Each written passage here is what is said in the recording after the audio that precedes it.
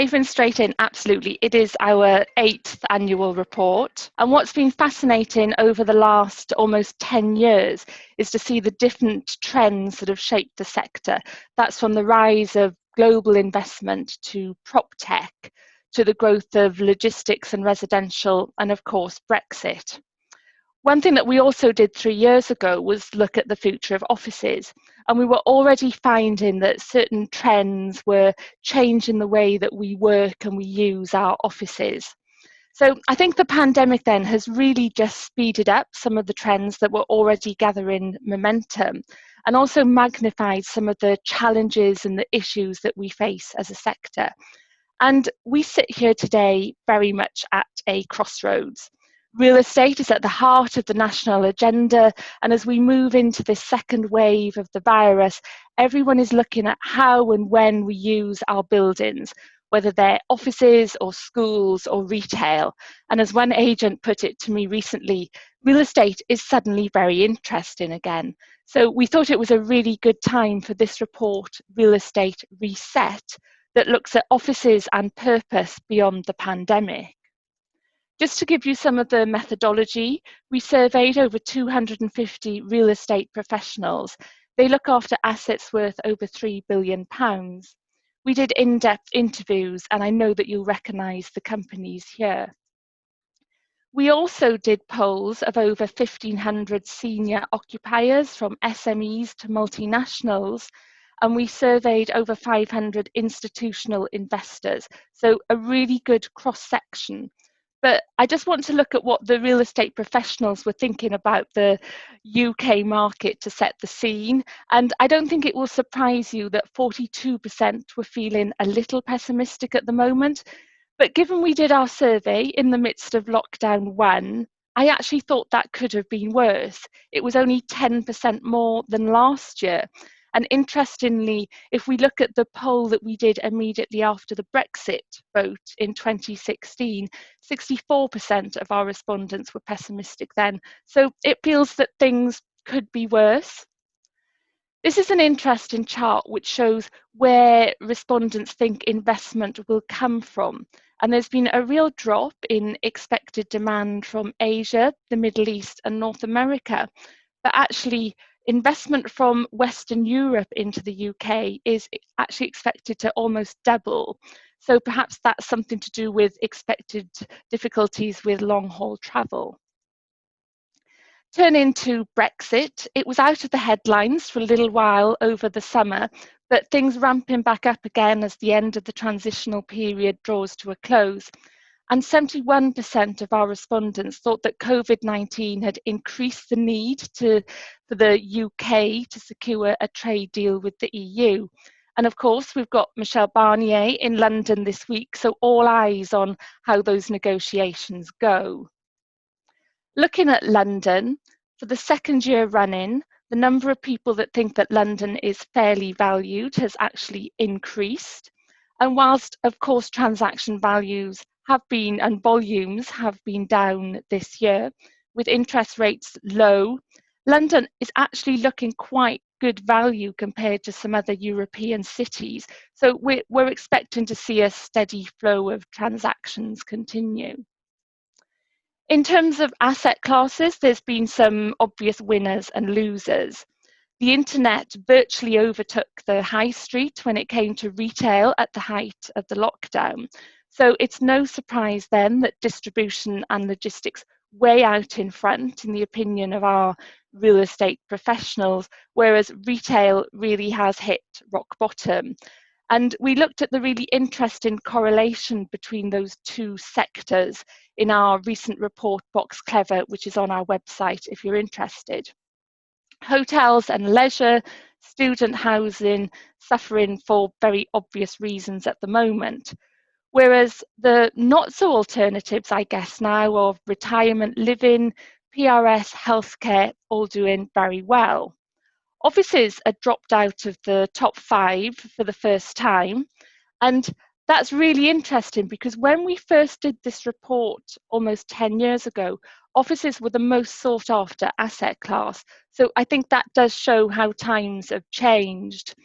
And indeed, When we did our report on the future of offices 3 years ago, we quoted Rob Noel, who was then at Landsec, who said, unless we want to take our Surface Pros and go and work in a field, we will always need buildings, which is, of course, right. But the question we asked was whether we would continue to need offices in the traditional sense. And with many of us having spent so much of this year working from home, I think never has that question been so relevant. So on average, our occupiers expected to have half of their employees back in the office by last month. So in some countries, I know that was probably a little optimistic, but with a vaccine now on the horizon, hopefully there is light at the end of the tunnel. But there are some concerns around that return to the office, with 82% of occupiers feeling that an employer could be liable if an employee contracts COVID-19 in the office after having been asked to return to work. So some risk management issues there for landlords and owners of buildings, and there's some really helpful guidance on that in the report. But I think this home versus office debate looks set to continue for some time. But what was clear from our occupiers that it was a blended approach of some time in the office, some time at home that was felt to be best when it comes to creativity, productivity and motivation.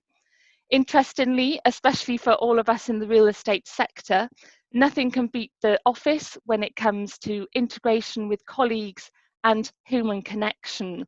And certainly having spent some time back in the office after the first lockdown ended in the UK, there's certainly a buzz and an energy that you get from being back in person that you just can't replicate on Zoom or Teams. So I think rather than being the death of the office, the pandemic's actually reminding us of all those things that we love about it most. But I think we all accept that working practices will change. And this chart is really interesting because it shows that more people expect to work from home, but also to use the office in perhaps a different way, more as a hub to meet with colleagues. So I would take from that that I don't think we'll see the numbers of offices reduce, but perhaps we'll see the way we use them change, with more of an emphasis on social and the well-being aspects. So that, I guess, takes us to the S in ESG, which, as you can see from this quote here, is often misunderstood or overlooked.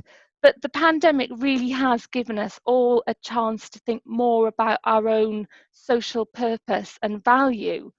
And that's actually true from a corporate point of view as well. We asked our respondents whether they thought the importance of corporate social purpose had increased post the pandemic. And 62% of occupiers thought that it had, and 51% of our property respondents also agreed. And interestingly, when we asked our institutional investors, it was even more striking. Almost all of them can articulate their own corporate social purpose and believe that a company that can do this can add up to 30% to its value. So clearly it's a win-win situation for those companies that have this at the heart of their culture. And I know we'll talk a bit more on the panel about what social purpose and value actually is. Moving on to the E in ESG. That's something that we've been talking about for a while now, but there was still a little disconnect between our different polling groups. When asked about the importance of working in an environmentally sustainable building, it was very important to just 32% of the property industry, but actually it was very important to 77% of institutional investors. So I think you can just see how important this issue is. We also asked our occupiers whether they'd be prepared to take a pay cut to work in a sustainable building. And I think this is really interesting. 34% in England and Wales would take a substantial pay cut. In Netherlands, it was actually 50%, although a little bit less in Germany, 28%, but still, I think, very big numbers. But we are on a journey, and I think we all recognise that. Indeed, almost a quarter of the real estate professionals think that we need to improve when it comes to our environmental performance, our diversity, and our social contribution. But that's very much why we called this report Real Estate Reset, because what really stood out from the polls and the interviews is, far from being overwhelmed by the commercial reality of the situation we find ourselves in at the moment, the sector really is demonstrating its credentials when it comes to environmental and social purpose, and really starting to think about not just the buildings, but also the people who occupy them and the communities around them. But perhaps the question we need to think about is whether, as a sector, we can keep this up when perhaps the economy becomes a little bit more tricky. And I just want to share a quote with you from one of our interviewees. And I think if Aberdeen Standard are anything to go by, I think this is a trend that is very much set to continue. And I know we're all really looking forward to what the panel have to say about this. Thank you.